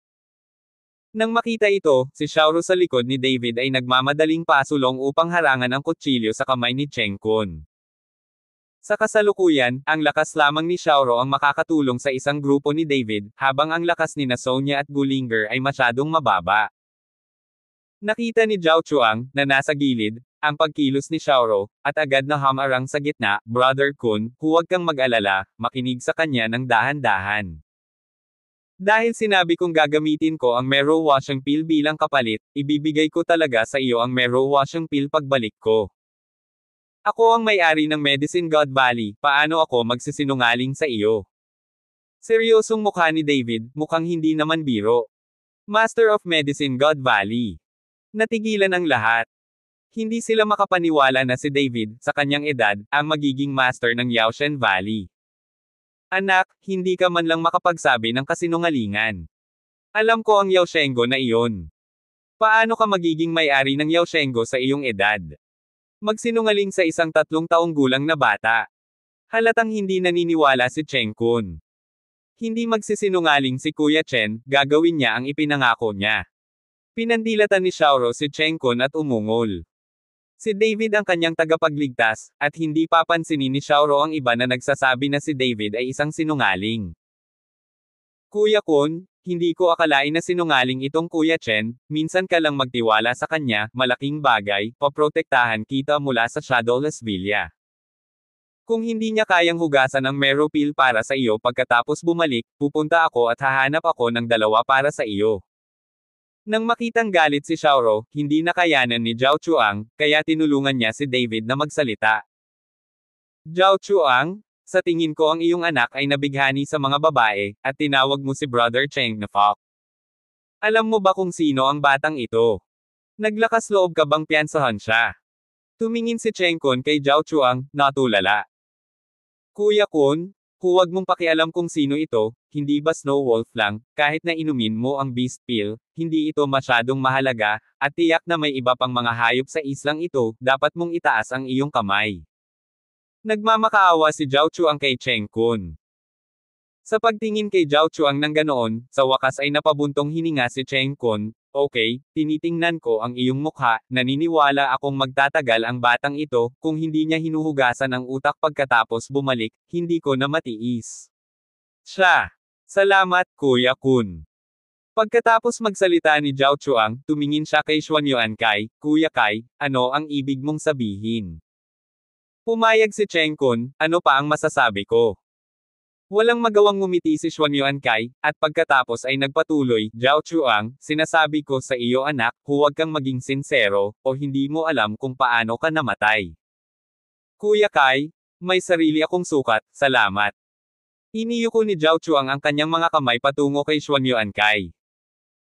Inalis ni na Cheng Kun at Xuan Yuan Kai ang mga tao, habang si Zhao Chuang ay tumingin kay David at sinabing, Brother Chen, ngayon ay sa iyo na si Zue lang. Kailangan kong sabihin na ang batang ito na si Zhao Chuang ay malamang na may sakit sa lipunang bakabi.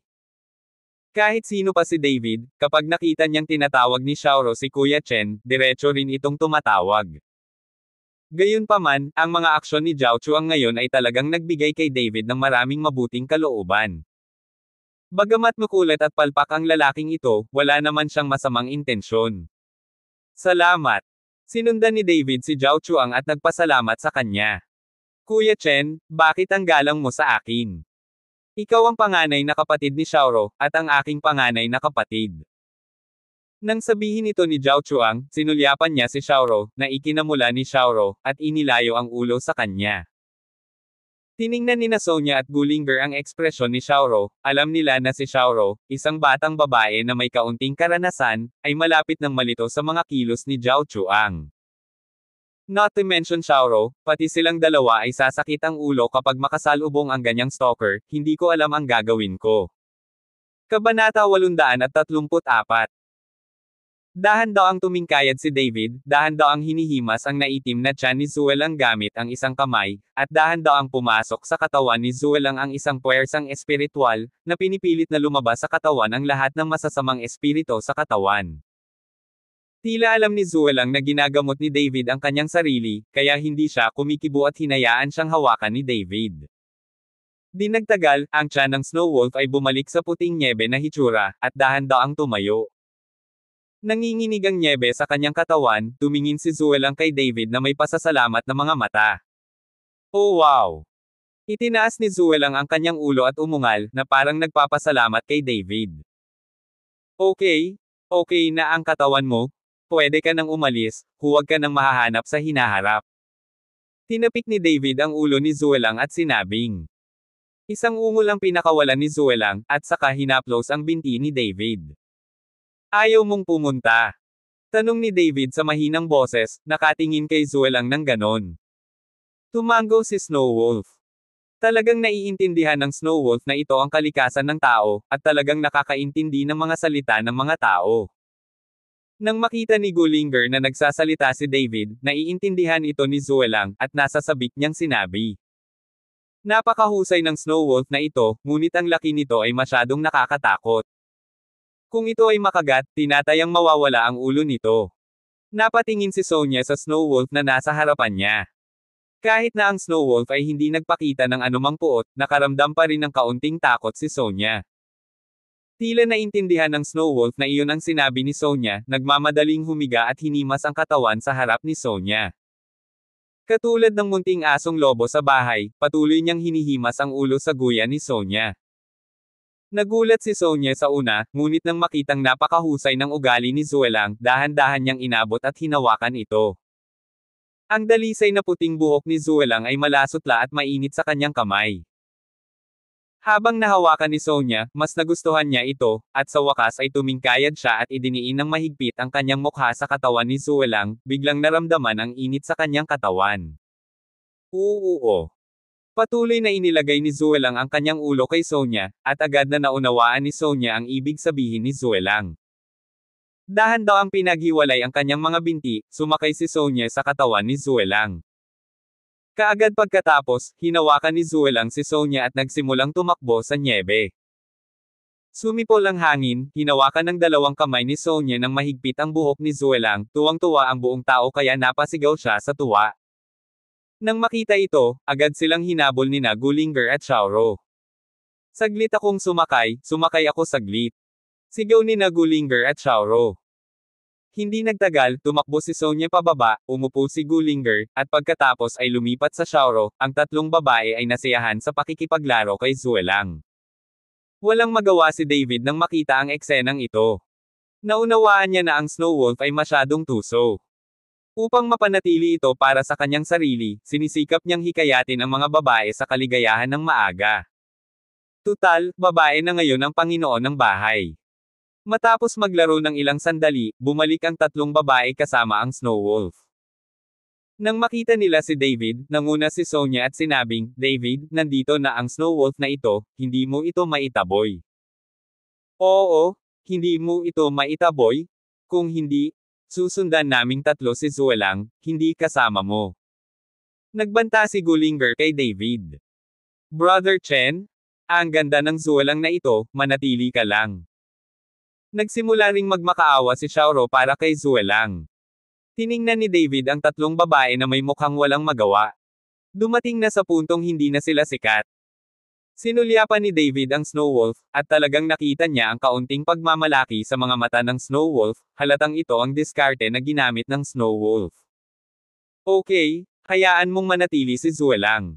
Tumango si David. Tuwang-tuwa ang tatlong babae. Sa Zuelang, ang paglalakbay ay hindi magiging masyadong boring, at maaari silang sumakay sa Zuelang kapag sila ay pagod, na kung saan ay mas komportable. Pinangunahan ni Zhao Chuang ang mga tao na sundan si David at sila ay umalis patungo sa hinterland ng Soolong Island. Sa pagkakataong ito ay hindi itinataboy ni Xiaoro si Zhao Chuang, at walang sinabi si David. Kabanata 835. Sa kabilang panig, ang lalaking nakasot ay nawala ang beast pill ni Zuelang at kinubkob ni Cheng Kun at Xuan Yuancai, nakaramdam ng matinding panlulumo. Siya ngayon ay nahaharap sa isang pambihirang tagumpay. Kung makakakuha siya ng mas maraming beast pills, maaaring makalusot siya sa larangan ng 4th grade martial arts. Kung siya ay swertehin, makukuha niya ang maalamat na Longjing, at maaaring makapasok sa tuktok ng martial arts. Sa pag-iisip nito, ang mga mata ng lalaki sa suit ay nagpakita ng fanatismo. Ang lahat ng masasamang magsasaka ay may walang kapantay na pagnanais para sa lakas, kung hindi, hindi sila magsasapanganib na magsanay ng pangkukulam. Tili.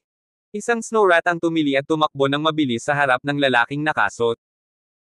Ang lalaking nakasuot ay bigla itong hinampas ng palad, at isang nakakasuffocate na aura ang bumaril mula sa kanyang palad kaagad, na tumama sa kumakulabog na snow rat sa gitna. Napatay ang snow mouse, at kinuha ng lalaking nakasuot ang snow mouse at bahagyang pinisil ang kanyang mga kamay. Panunuya. Ang katawan ni Snow Mouse ay napunit sa kalahati ng lalaking nakasuot, at tumalsik ang dugo sa buong katawan, ngunit walang pakialam ang lalaking nakasuot. Nahulog mula sa ulo ng Snow Mouse ang isang maliit na daliri na kasing laki ng kristal na beast peel. Hindi ko akalain na ang maliit na Snow Mouse na ito ay may beast peel. Mukhang magandang lugar ang Dragon Island na ito. Kinuha ng lalaking nakasuot ang beast peel na may pagtataka sa mukha. Ngunit nang malapit nang alisin ng lalaking nakasuot ang beast peel, nakita niya si Qin Shaoxian na naglalakad palapit sa kanya na may kasama. Sumimangot ang lalaking nakasuot, ibinoko ang kanyang bibig at itinapon ang beast peel sa kanyang bibig, pagkatapos ay naglagay ng poster at maingat na tumingin kay Qin Shaoxian na lumapit. Bata, huwag kang kabahan, wala naman tayong mali siya, hindi ko alam kung ano ang itatawag sa iyo. Nagmamadaling sabi ni Qin Shaoxian nang makita niyang puno ng puot ang kabilang partido. Sinulyapan ito ng lalaking nakasuot at nalaman na ang pamilyang Qin lang ang dumating, at wala siyang nakitang iba, kaya medyo nag-relax siya. Anong balak mo? Ang lalaking nakasuot ay hindi sinabi kay Qin Shaoxian kung ano ang kanyang pangalan, ngunit tinanong muli si Qin Shaoxian. Binata, makikita mo rin na ang tatlong pamilya ng Thundergate, Xuanyuan family at Huying Villa ay nagkakaisa. Walang ibang makakakuha ng anumang mapagkukunan mula sa isla ng Soolong, pagkatapos ay hahatiin nila ang Zuelang, ngunit walang pamilyang Qin. Kaya umaasa akong makipagtulungan sa iyo at harapin sila ng sama-sama, kung hindi, wala tayong mapapala, at ikaw ay papatayin. Prangka na sabi ni Qin Shaoxian.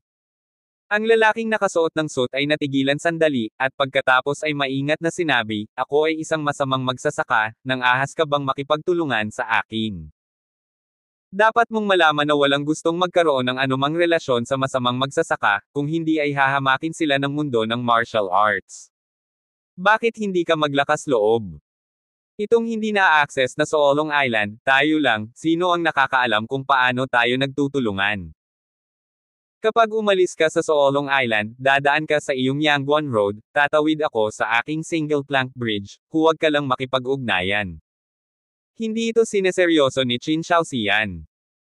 Bahagyang kumunot ang noo ng lalaking nakasuot, tumingin kay Qin Shaoxian at pinag-isipan itong mabuti, pagkatapos ay tumango at sinabing, okay, ipinapangako kong makikipagtulungan ako sa iyo. Sige. Pagkatapos nating magtulungan, hindi na tayo dapat matakot sa kanilang tatlo. Tumawa si Qin Shaoxian. Hinawakan ng lalaking nakasuot ang snow mouse sa kanyang kamay at iniabot ang kalahati nito kay Qin Shaoxian, ang laman at dugo ng halimaw na ito ay isang mahusay na suplemento. Pagkatapos ng 3 araw sa isla ng Soolong, walang paraan para madagdagan ito. Nang matapos magsalita ang lalaking nakasuot, diretso niyang kinuha ang kalahati ng snow mouse at kinain ito. Puno ng dugo ang bibig niya, at walang pakialam ang lalaking nakasuot. Si Qin Shaoxian, na nasa gilid, ay halos masuka nang makita ang eksenang ito. Hindi pa siya nakakain ng ganito. Tumingin si Qin Shaoxian sa lalaking nakasuot at ngumiti, at nagsimulang kumain sa malaking bibig. Kaya lang medyo mapunggay ang mga mata ni Qin Shaoxian. Nakipag-alyansa siya sa lalaking nasa suit, ngunit ito ay isang angkop na panukala. Sa araw na umalis siya sa isla, gagawa siya ng paraan para maalis ang lalaking nakasuot ng suit, kung hindi, kumalat ang balita, at susundan siya ng pamilya Qin. Kanya. Kabanata 836. Bagamat magagaling ang mga lalaking nakasuot, sayang naman at mas bata pa sila at hindi nauunawaan ang panganib ng mundo. Matapos kainin ng snow mouse, ang lalaking nakasuot ay nagpatuloy sa paglalakad, at inakay ni Qin Shaoxian ang iba na sumunod. Ngayong nagkaroon na ng alyansa ang dalawang panig, binaliwala ng lalaking nasa suit ang pamilya Qin.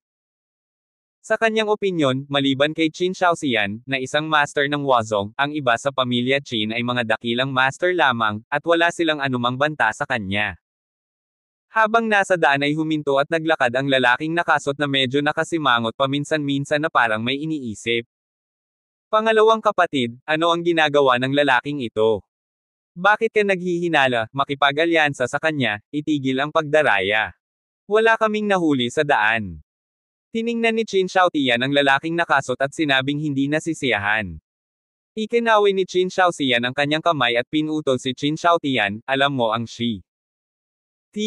Sa pagkakataong ito ay maaaring may malaking sorpresa tayo. Alam ni Qin Shaoxian na tiyak na hinahanap ng lalaking nakasot ang maalamat na dragon. Kung mahahanap niya ang dragon at makuha ang dragon crystal, magiging sulit ang paglalakbay na ito. Maraming tao ang nagkukulong sa Dragon Island, ngunit gusto lang nilang makahanap ng ilang mga halamang gamot at mga pildores ng hayop. Ilang tao ang may ideya ng Dragon Crystal na iyon. Pagkatapos ng lahat, ito ay isang alamat lamang. Kung makakatagpo ka man ng isang higanting dragon ay swerte. Nang nag-uusap sina Qin Shaoxian at Qin Shaotian, ang lalaking nakasot ay naglabas ng isang bagay na katulad ng isang compass mula sa kanyang bulsa. Ang karayom sa compass ay nagsimulang umikot ng mabilis, at sa wakas ay huminto ng dahan-dahan. Sa sandaling tumigil ang karayom ng compass, isang ulap ng itim na hangin ang lumipad mula sa compass, at pagkatapos ay mabilis na nawala sa direksyon kung saan huminto ang karayom.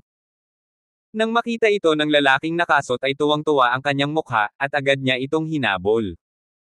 Nang makita ito, nagmamadaling kumaway si Qin Shaoxian, i-follow up.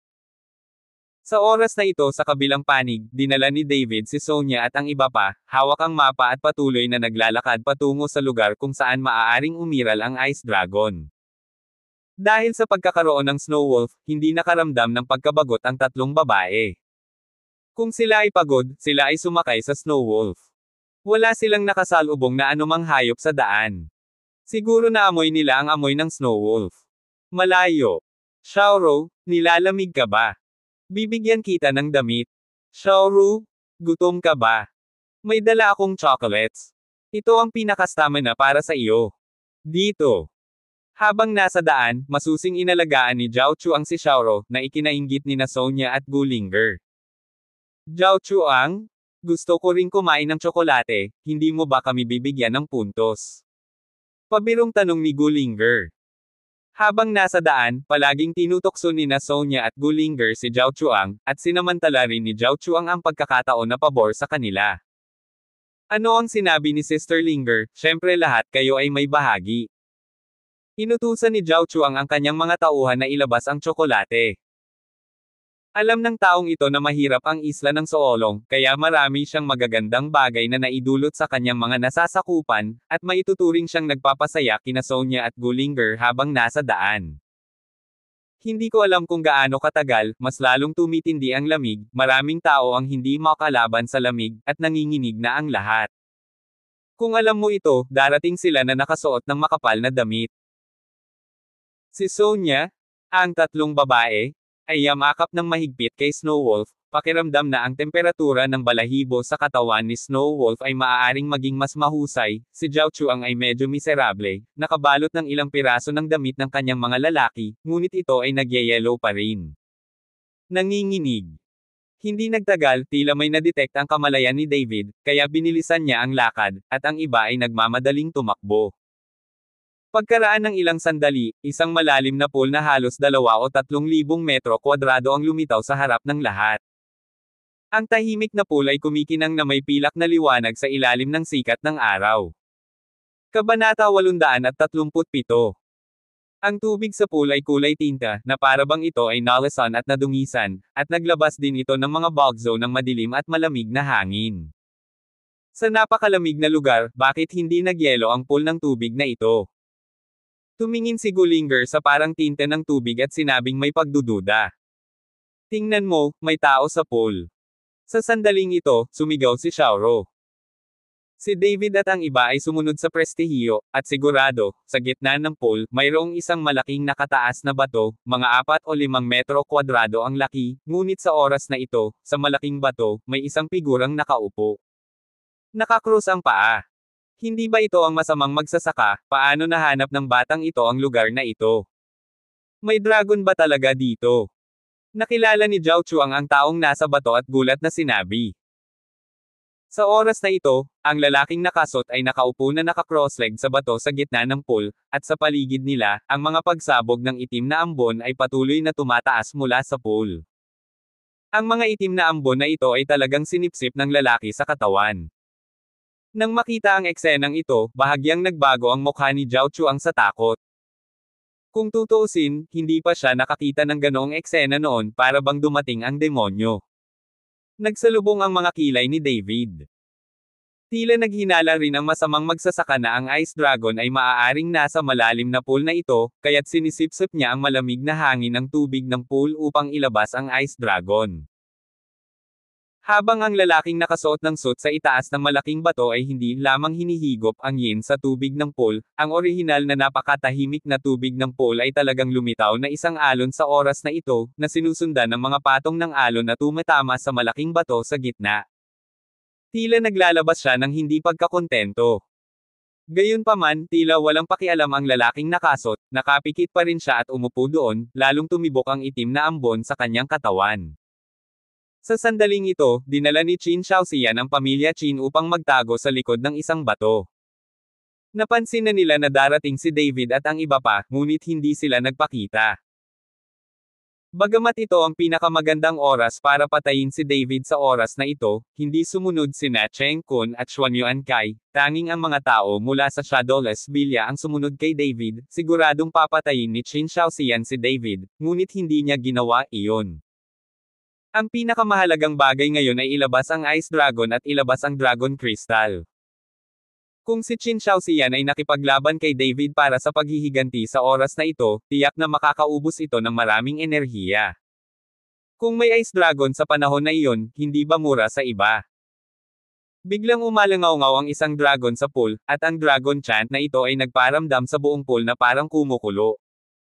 Sa dagindong ng dragon na ito, biglang nagmulat ng mata ang lalaking nakasot sa malaking bato at dahan-daang tumayo. Nang bumangon ang lalaking nakasot, ang mga nakakagulat na alon ay tumaas sa pool. Sa oras na ito, ang lalaki sa suit ay nagpakita ng isang solemn na tingin sa kanyang mukha. Wow! May tunog ng tubig, at biglang may lumitaw na gripo sa pool ng tubig, at ibinuka nito ang bibig at tinungo ang lalaking nakasot. Nang makita ang eksenang ito, nagulat ang lahat, at maging si David ay hindi napigil ang mapalaki ang mga mata. Hindi niya akalain na may dragon talaga. Bahagyang napakunot ang noo ng lalaking nakasot, biglang tumapak ang buong katawan, biglang umangat ang katawan sa ere, at tumalon siya ng ilang metro sa taas, pilit na iniiwasan ang pag-atake ng Ice Dragon. Ngunit tila hindi binitawan ng Ice Dragon ang lalaking nakasot, at ang buong katawan nito ay tumalon mula sa tubig, na nakabuka ng mahigpit ang bibig, at sumunod sa likod ng lalaking nakasot. Sa oras na ito, makikita ng lahat ang buong larawan ng Ice Dragon. Ang buong katawan ng Ice Dragon ay talagang transparent, na para bang ito ay binubuo ng malalaking blok ng yelo. Ang katawan nito ay mga 5 o 6 na talampakan ng haba, at isang pulang ilaw ang kumislap sa ulo nito. Isang bagay, ito ay dapat na Longjing. Hindi ito totoong dragon. Matapos makita ni David ang buong larawan ng nagyayelong malamig, agad niyang natuklasan na ito ay hindi isang dragon, ngunit pinalapot ng ilang uri ng forma sayon o ilang uri ng espiritual na kasangkapan. Katulad ng dragon slaying sword ni David, magagamit niya ang kanyang espiritual na kapangyarihan upang mag-transform sa mga apoy ng iba't ibang hugis, ngunit ang lahat ng iyon ay ilusyon at hindi totoo. Kabanata 838. At halatang ganito ang Ice Dragon sa kanyang harapan, na binubuo ng hindi mabilang na ice cubes, at hindi ito totoong dragon. Ngunit sa loob ng ulo ng Ice Dragon, ang kumikinang na pulang dragon na kristal ay talagang umiiral. Siguro ngayon ang Ice Dragon ay itinutulak nitong Dragon Crystal. Tinitigan ni David ang Ice Dragon, at malapit na humabol ang Ice Dragon sa likod ng lalaking nakasot. Matapos mabakant ang katawan ng ilang metro, ang lalaking nakasot ay tila umabot na sa limitasyon at hindi na nagawang pagandahin ang kanyang katawan. Sa oras na ito, nagsimulang bumagsak ang kanyang katawan, at ang Ice Dragon sa ibaba ay naghihintay sa lalaking nakabuka ang bibig. Nanlamig ang lalaking nakasot, biglang nagbackhand, isang malambot na espada na kumikislap ng malamig na liwanag ang lumitaw sa kanyang kamay, bigla siyang napabuntong hininga, ibinaba ang kanyang katawan, iwinagayway ang mahabang espada sa kanyang kamay, at direktang sinaksak sa ulo ang Ice Dragon. Chi-chi! Nakita ni Binglong na sinaksak siya ng lalaking nakasot, at biglang bumulwak ang isang jet ng kulay tinte na likido mula sa kanyang bibig. Ang mga likidong ito ay malinaw na mga pool ng tubig, at ang nakapaligid na hangin ay agad na naging mas malamig. Pagharap sa itim na likidong sinabuyan ng Ice Dragon, sa halip na umiwas, baka sa mukha ng lalaking nakasot ang tuwa. Matapos sumugod sa itim na likido, itinuro ng lalaking nakasuot ng suit ang mahabang espada, nang mapagpakumbaba, at direktang sinaksak ang ulo ng Ice Dragon, na halatang sumugod patungo sa Dragon Crystal. Kumalabog. Nagkaroon ng tunog ng pagbangga ng metal, at nakita ko ang isang pagsabog ng apoy, ang Ice Dragon ay hindi nasaktan, at ang lalaking nakasuot ng suit ay mahinang manhid dahil sa pagkabigla. Sa kapangyarihan ng espadang ito, muling bumangon ang katawan ng lalaking nakasot, ngunit sa oras na ito ay puno ng solemnidad ang kanyang mukha. Ang Ice Dragon na ito ay sobrang tyrannical na hindi ito masasaktan. Kahit na may ilang mga galos, maaari itong ayusin ng mabilis. Kung tutuusin, ang Ice Dragon na ito ay isang pile lang ng ice cubes. Sa ganitong malamig na panahon, ang mga bitek sa mga ice cube ay mabilis ding maaayos. Ng pagyayelo. Ang lalaking nakasot ay muling bumangon gamit ang kapangyarihan ng isang espada, ngunit pagkatapos mapagod ang kanyang katawan, siya ay bumagsak muli. Sa pagkakataong ito, binalak niyang atakihin muli ang Ice Dragon sa parehong paraan. Ngunit sa pagkakataong ito, ang Ice Dragon ay hindi nagdere ng itim na likido, ngunit ang kanyang buong katawan ay biglang nombok, at pagkatapos ay ang kanyang buntot ay humampas patungo sa lalaking nakasot. Ang buntot ng Ice Dragon, na may tunog ng pagsipol, ay lumipat patungo sa lalaking nakasuot ng suit. Ang lalaking nakasot ay mukhang natakot, ngunit hindi niya magamit ang kanyang lakas sa hangin. Isang malambot na espada lamang ang kanyang hawak at pilit na nilalabanan ang pag-atake ng Ice Dragon. Wolisan ang buntot. Bang! Sa mahinang tunog, ang lalaking nakasot ay diretsyong hinayla at nahulog ng husto sa pampang, ang kanyang mukha ay sobrang pangit, ngunit ang lalaking nakasot ay dahan-dahan pa ring umakyat sa pamamagitan ng kalooban. Nang makita ang eksenang ito, parehong si David at Qin Xiaoxian, na nagtatago sa dilim, ay hindi maiwasang mapabuntong hininga. Ang lalaking ito na nakasot ay may lakas ni Wu Zong, ngunit sa pagharap sa Ice Dragon, siya ay natangay ng buntot, na nagpapakita na ang lakas ng Ice Dragon na ito ay pambihira. Sa pagtingin sa Ice Dragon sa hangin, iniunat ni David ang kanyang kamay, at ang Dragon Slaying Sword ay lumitaw sa kanyang kamay. Pagharap sa Ice Dragon, gusto ni David na ilabas lahat, ngunit hindi ako nang ahas na maging pabaya.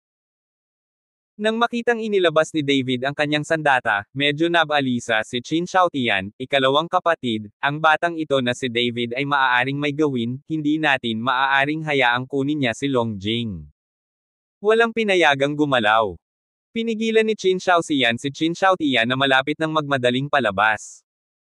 Ang dahilan kung bakit hindi gumalaw si Qin Xiaoxian ay dahil alam niyang hindi kayang talunin ni David ang Ice Dragon ng ganoon kadali. Tungkol naman sa lalaking nakasot, nang makita niyang may gustong gawin si David kay Binglong, bahagyang nanliit ang mga mata nito, at nagsimulang bumulong ng kung ano-ano. Habang patuloy na inilalabas ng lalaking nakasot ang mga notes, muling kumulo ang pool ng tubig na kanina lang kumalma. Tila ayaw ng lalaking nakasot na may gawin si David kay Binglong. Ang mga alon ay sumabog, at hindi mabilang na itim na ambon ang sumugod patungo sa lalaking nakasuot ng suit. Pagkarating sa harapan, agad na pumasok ang lahat ng itim na ambon sa katawan ng lalaking nakasot. Kabanata 839. Pinapanood ang itim na enerhiya na patuloy na gumagalaw patungo sa lalaking nakasuot ng suit, si Binglong ay nagsimula ring maging medyo irritable. Di nagtagal, ang itim na enerhiya sa itaas ng lalaking nakasot ay dahan-daang nakipag-ugnay sa isang malaking kamao, at ang lalaking nakasot ay tumitig sa kanyang mga paa at diretsyong naglakad patungo sa Ice Dragon. Hindi nagpakita ng kahinaan si Binglong, tumawag siya ng 2 beses, ibinuka ang dagwang bibig at naglakad patungo sa lalaking nakasot. Nakita ko na ang magkabilang panig ay magkadikit at ang labanan ay magkasama, at lahat ng nasa baybayin ay hindi napigil ang umatras, sa takot na maapektuhan nito ang kanilang mga sarili. Tanging si David lang ang nakatayo at nanunood, magkadikit ang kanyang mga kilay, ang lakas talaga ng masamang magsasaka na ito ay higit pa sa imahinasyon ni David, hindi ko inasahan na ang kakayahan ng taong ito ay napakalakas, at ang nakatagong lalim ay talagang sapat na malalim. Sa sandaling ito, dinala rin nina Cheng Kun at Xuan Yuankay ang mga tao upang hanapin sila, at nang makita nila ang eksena ng lalaking nakasot na nakikipaglaban sa Ice Dragon sa hangin, naging napakapangit ng kanilang mga mukha. Bang! Sa mahinang tunog, hindi sinasadyang sinundan ng lalaking nakasot ang binglong pabalik, ngunit halatang mas lalo pang nagdusa ang lalaking nakasot, dahil sa oras na ito ay pinalipad na siya ng binglong. Ang lalaking nakasot ay bumagsak sa lupa, ang kanyang mukha ay kasing puti ng isang piraso ng papel, at ang dugo ay patuloy na umaagos mula sa kanyang bibig. At ang Ice Dragon ay parang hindi naman masyadong nasugatan. Sa isang suntok, diretsyong bumagsak ang buong katawan pabalik sa tubig. Unti-unting bumalik sa kalmado ang ibabaw ng lawa, at lahat ay mataimtim na tumingin sa lalaking nakasuot ng suit. Pangalawa kuya, sira na. Hindi kayang labanan ng taong ito ang Ice Dragon. Mukhang hindi na siya makakatakas. Ano ang dapat nating gawin? Nakita ni Qin Xiaotia na ang lalaking nakasot ay nasugatan, at alam na ang taong ito ay tiyak na hindi makakatakas. Pagkatapos ng lahat, dumating din sina Cheng Kun at Xuan Yuankay, at hindi nila makitang umalis ang isang nasugatan na masamang magsasaka. Si Qin Xiaoxian ay tahimik, at ang kanyang mukha ay patuloy na nagbabago. Hindi niya alam kung paano nasugatan ang lalaking nakasot, at hindi siya nang ahas na lumabas ng padalos-dalos. Nang makita ni Zhao Chuang ang lalaking nakasot na ibinagsak sa lupa, patuloy na umaagos ang dugo sa kanyang bibig, at isang ngiti ang lumitaw sa kanyang mukha. Makakaganti na siya sa wakas. Sa cruise ship, ang lalaking nakasot ay hindi nagbigay ng mukha sa kanya, at ngayon na ang oras para samantalahin ang kanyang sakit para patayin siya. Ikinaway ni Zhao Chuang ang kanyang kamay, dinala ang ilan sa kanyang mga nasasakupan, at pagkatapos ay pinalibutan ang mga lalaking nakasot. Nakita ng lalaking nakasot na pinangunahan ni Zhao Chuang ang mga tao na palibutan siya, at ang kanyang mukha ay kapansin-pansing nagbago. Hindi na niya kailangang isipin pa, alam niyang nandito lang si Zhao Chuang para maghayganti. Mayroon ding mga tao mula sa Perak Gate at ang pamilyang Xuanyuan na tumitingin sa kanila sa paligid. Alam ng lalaking nakasot na kung hindi siya magsisipag, mahirap makatakas dito. Haha! Hindi ka ba masyadong mayabang? Paano ba naman, ngayon ay nasa aking mga kamay, ipapaalam ko sa iyo kung ano ang mas mabuti sa buhay kaysa sa kamatayan sa ilang sandali. Tumingin si Zhao Chuang sa lalaking nakasuot ng suit at may pagmamalaki na sinabi.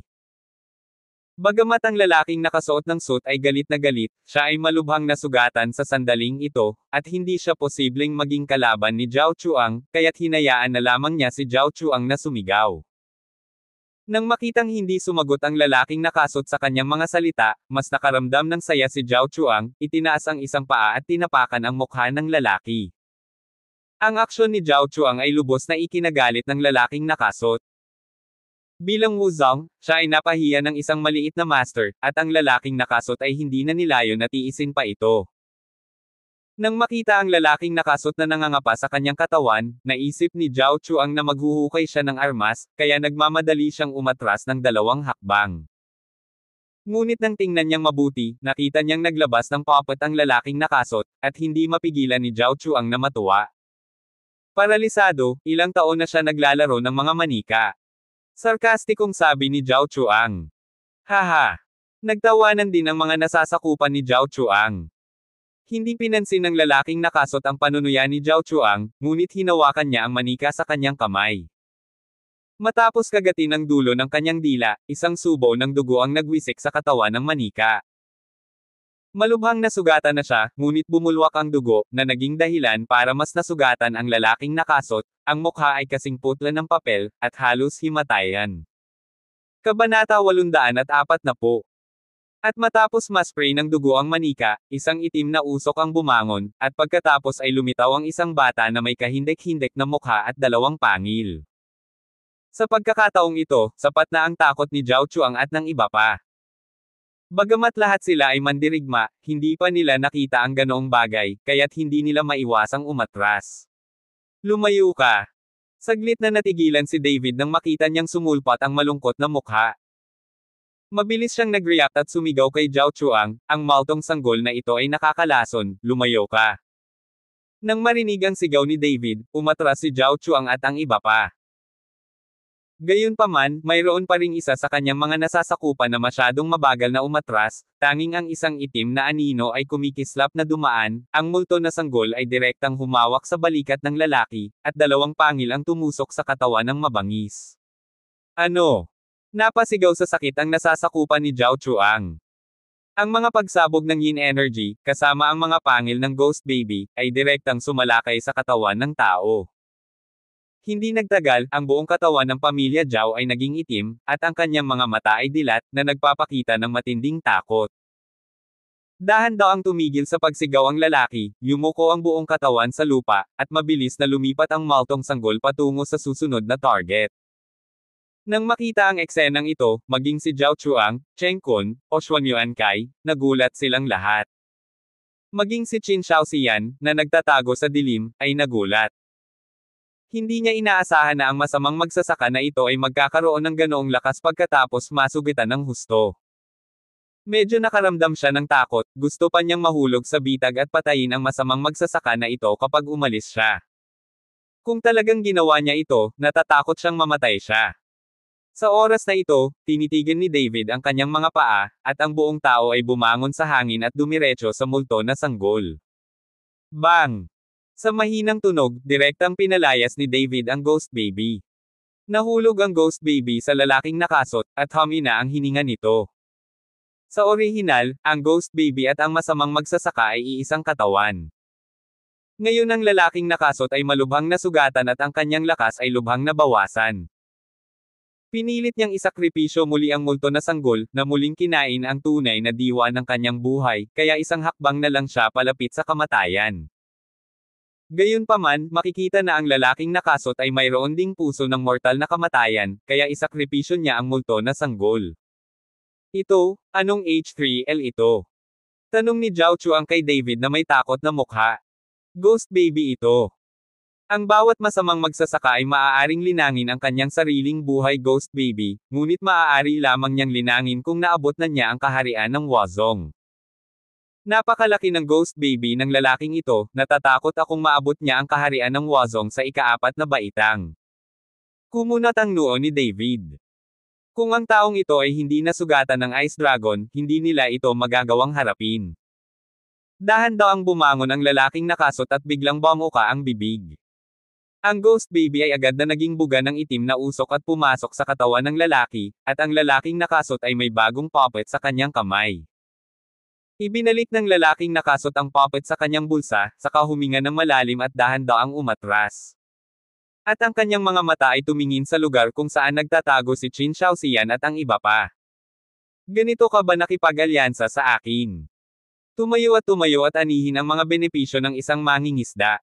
Galit na tanong ng lalaking nakasot kay Qin Shaoxian. Nang makita ito, si David ay nagmamadaling naglabas ng banal na kamalayan, at agad na natuklasan kung saan nagtatago si Qin Shaoxian at ang iba pa. Kanina lang natuon ang atensyon ni David sa lalaking nakasot, pero hindi niya inaasahan na may nagtatago pa pala dito. Nakita ni Qin Shaoxian na hindi siya makapagtago, kaya't may pinangunahan siya palabas ng pinagtataguan.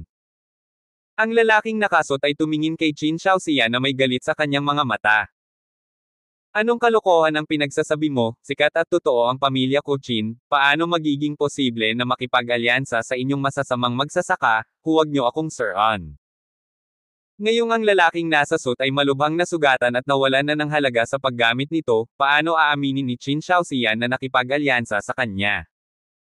Nang marinig ito ng lalaking nakasot, agad na nag-alab ang kanyang galit, okay, kung babalikan mo ang iyong salita, maglakas loob kang sabihin na ikaw ay sikat at totoo at walang kahihiyan. Bumangon ang itim na ambon mula sa palad ng lalaking nakasot, handang salakayin si Qin Shaoxian. Ngunit sa sandaling ito, ang orihinal na kalmado na pool ay biglang nagkaroon ng malakas na hangin, at hindi nagtagal, isang haligi ng tubig ang sumugod mula sa pool, na sinundan ng isang malaking itim na butas, walang kailaliman. Sa oras na ito ang pool ay nasa paligid ng malaking butas. Paikot-ikot, ngunit ni isang patak ng tubig ay walang nahulog dito. Hindi nagtagal, bumangon ang Ice Dragon mula sa black hole, at sa ulo ng Ice Dragon, nagsimulang kumislap ang Dragon Crystal, ang nakakasilaw na liwanag kahit kumpara sa araw. Nang makita ang eksenang ito, ang mga mata ng lahat ay nagningning sa mainit na kasakiman, at alam nilang lahat na ang nasa ulo ng Ice Dragon ay si Long Jing. Dragon Crystal. Abangan ang mga susunod pang kabanata ng David Chen, ang lalaking walang katulad. For more updates, please subscribe to my YouTube channel and don't forget to like and share. Thanks for your support.